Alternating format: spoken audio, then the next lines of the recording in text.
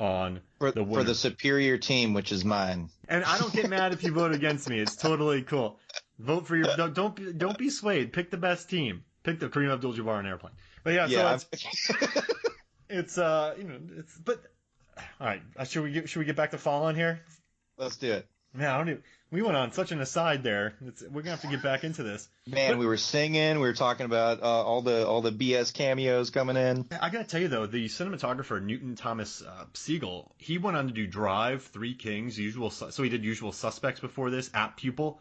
So he's Bryan Singer's guy. He did X-Men, the X-Men movies, and then he went on to do this year The Five Bloods with Spike Lee. So this dude, he's been making pictures for a long time, and I like what they did with this movie. So to come up with the demon vision footage in the film, they use a film stock called Ektachrome, which is developed for stills photography. Additionally, the scenes were all shot at 6 frames per second, which is not a lot, and then printed at 24 frames per second, meaning each frame is exposed 4 times. Coupled with camera movements, this technique gives a blurred, streaky quality. A mesmerizer lens was also used, which allows the camera operator to cock the lens degrees to the left or right. So they were able to put the camera at different angles on it because of an adapter, just to add a funky vibe to it. Yeah. And I gotta tell you, man, that stuck with me. I mean, I was 16 when I watched it, and they really did create a neat vibe of that demon vision. And I mean... Oh, for sure. And they did it practically. They did it in camera, which is another thing I really like, when movies find a way to get creative with things. And I feel like, I think everything in this movie is basically in camera.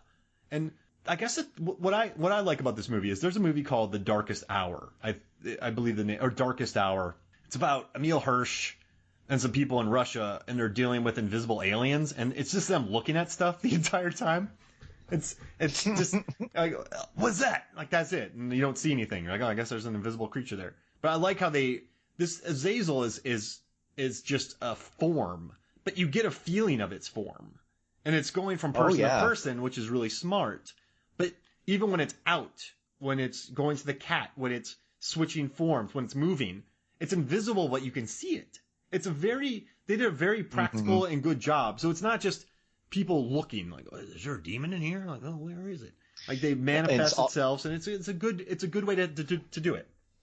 Yeah, it's also really ominous with how they do it. Like when you're following Hobbs or anyone else going around doing things, and all of a sudden it switches over to that, and it's looking directly at him or someone else. Like, it's just like, oh, it's that kind of, oh shit moment that, oh, wait, he's here. Where is he? Who's he in now? And it's really great. And one thing that was really funny is, we were talking earlier about all the tags that I had on IMDb, and I'm fairly certain I had horror on there too, but there aren't any really, it's not really a scary movie. Like, no. It's creepy. It's nice. It's got a good vibe to it. But there is that one, gotcha moment when he's in the cabin. When he goes the first time and he's looking around and he finds it and the ceiling tips in. Do you know that was not originally, I don't know if you looked it up when you saw it, that wasn't originally in the original screenplay or the first cut? They just had to chuck it in to give people a jolt, to wake them up during the movie. What happened is they were doing a test screen once they had things going on, and it was right around that moment in the movie, and someone got up to go to the bathroom or do something and opened the door, and when the door slammed shut, everyone went, because it was so tense, and they were just like, we got to keep it. So they went back and reshot that moment and had the ceiling kind of cave in a little bit to keep that jump. I just thought that was it was such a funny thing that they're sitting there watching and they're like, ugh, and all of a sudden yes, we must recreate this every time. Make people jump. But make the jump. Because otherwise it's just a gumshoe movie, right? I don't know if that's the right word, but he's just kind of doing police work. And I like too when Azazel says this, moments mark your life, 2 parts, before this and after. And he's like, the strong people keep moving forward no matter what they find. So this is Azazel with hindsight talking about Hobbs and how Hobbs just kept moving forward.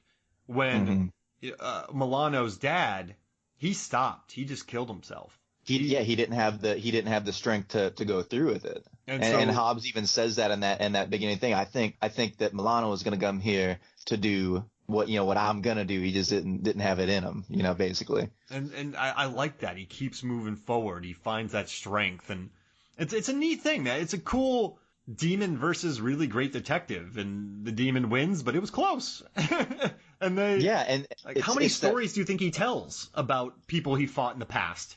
Oh, I'm sure as often as he can, he gloats in it, even if it's just telling it to himself. And I think that, between the two, talking about Hobbs and Milano, they both went there for the same thing, right? And it kind of goes in the just, like you're saying, moving forward, or some people are sent here to battle them and going through. They both essentially did the same thing. Like they took the sacrifice, basically, they took themselves out of it. But Milano did it kind of selfishly, that he didn't have the strength to follow through to battle this thing. He just wanted an escape, right? He couldn't deal with it anymore. As opposed to Hobbs, who did the same thing, but it was for the reason of defeating the villain.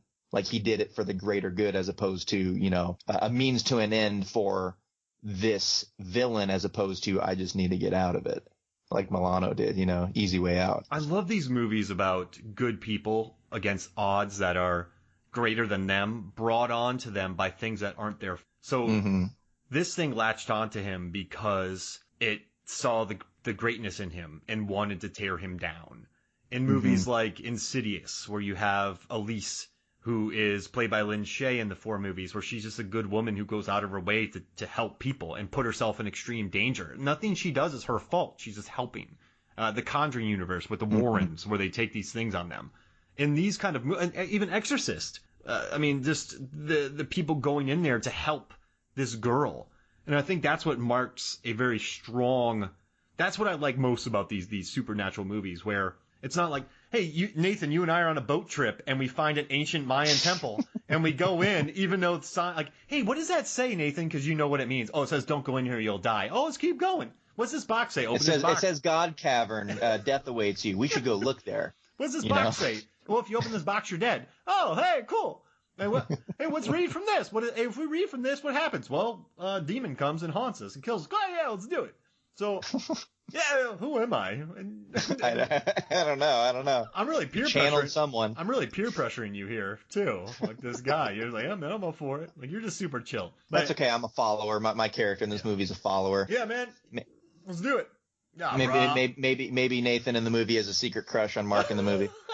Bro, don't be a wimp, bro. Just really wants to impress him. Oh, yeah, but I'm going to go and do what you want. We're going to have a great time. Oh, well, gosh, I'll just go by myself. Well, I'll come with you. Well, I'll come. No, you shall watch your back. You always need someone to watch that back of yours. That wonderful. What? Yeah. I'm coming. How's it look now? But even better. That guy knows why you hang around. But it's I like that though. I like that it's not dumb decisions. This is a movie where a smart man and Milano, she's a smart woman, where she's smart enough to realize I'm gonna live by myself. If this thing gets me, it's gonna destroy my life. It's an unselfish act that she's doing. It's very unselfish, and I like that there are these good people who are trying to destroy something legit evil. And there's not many movies out there like that. And there's, don't read from the book. I'm going to read from the book. And I think that's another reason why I enjoy this movie. It's just good versus evil. Plain and simple. I think, talking about her and Goodman, I don't remember if they mentioned, like, there's an order of us that know, like, these bigger things and that we try to do everything they could. If this movie had done better, they could have continued on with this. Absolutely. Like the battle against Azazel or any of these other demons, because they established a wider circle that knew about these things and maybe knew how to combat them. And if she was in contact and they were trying to keep tabs on all these things, she could have potentially passed it along. And they could have tried to go back after him or do something else. Or conversely, they would have said he's here and then gone into the shadows because they didn't want to deal with it. But I have a question. Inner Space, right? That movie. Yeah. You're in somebody's body and Azazel takes it over. What's going to happen? You're cruising around someone's stomach. I think he would have. Well, no, because we already established it. I was going to say, well, he could have like an escape plan inside his own body that he could hop in from Martin Short to Dennis Quaid, right? He could just go back and forth. But then we also said, hang on, if he's in his little, inner spaceship, he won't be able to go through that. Right? Yeah. Like he won't be able to go through inanimate objects. So yeah, I guess the pod would just be along for the horrendous ride that's being taken upon by Azazel. Imagine that movie, Inner Space 2, Fallen 2. Two Fallen sequels. Space. It's 2 sequels at once. We're getting greedy. We're running out of ideas. Fallen Space. Demons inside you. Both of these movies didn't deserve sequels, but together they do. I'm watching that. There you go. I think one of my favorite lines from the movie came pretty quickly, and it's just one of those. Something's always happening, right? Mm-hmm. Something's always happening, but when it happens, people don't always see it or understand it or accept it. Like there's always that disbelief, especially in the modern times. If someone's like demon, everyone's like, you're a crazy person, full of shit. So that helps him in his quest because there is all this disbelief, and no one's gonna. Even Hobbs, educated man, strong man, all this was like trying to wrap his head around this thing. He eventually got convinced based on what he saw and through his logic and not being able to explain anything else. Like he battled against this. He didn't want to believe it until it got too close to home, with his brother and everything else. And he was kind of forced to move forward, mm-hmm. Like we've been talking about. Yeah. It's a good movie. This is a good pick, man. How do we end up on this one? You recommended it, right? I did. We were, I don't know, it was something. It was an MFF tournament, and you commented on it. I think so, yeah. Someone had fallen on there, and I was like, I love that movie so much. I'll go to, and then you're just like, podcast. I said, okay. Let's do it. Well, this was fun, man. Thank you for joining me. Yeah, thanks for having me again, man. I had fun the first time around. I'm 2 in, and we'll go for the hat trick. We'll hit number 1 in Ireland next time. Yeah, whoever's listening to the Fallen episode, and you've hearing us singing and doing all the other crap that we have been, what movie do you want to see us do? Oh, that'd be a good. But yeah, what movies do you guys want to see? Throw some stuff in the comments, and we'll see who comes out on top. Mamma Mia. Please, God, no. I love Mamma Mia too. Oh man, Mamma Mia 2 is so good. I have a 6-year-old and a 3-year-old, and at the beginning of this year, or like late into last year, they would not stop watching it. And when I mean they would not stop watching it, I mean they would not stop watching it. It was on multiple times throughout the day for like 2 months, and I can't listen to ABBA anymore. I can't look at Pierce Brosnan. It's just like it ruined everything for me. So so don't. People listening say like, let's mess with Nathan, give him Mamma Mia. We're not doing Mamma Mia. We're doing Mamma Mia too. It's a line in the sand. No Mamma Mia. No, we're doing it. Mama no. Mama. I'm gonna say the guy, Sia. the business owner from Mamma Mia 2. All right, kisses of fire. But he made I couldn't watch the second one. I couldn't do it. He made a big impact. Out on the first one. All right, well this is fun, man. Thank you for joining me. Absolutely. Thank you, sir. All right, so for me, Mark Hoffmeyer, for Nathan Leahy, this is Movies, Souls, and Flicks. We'll see you next week. Time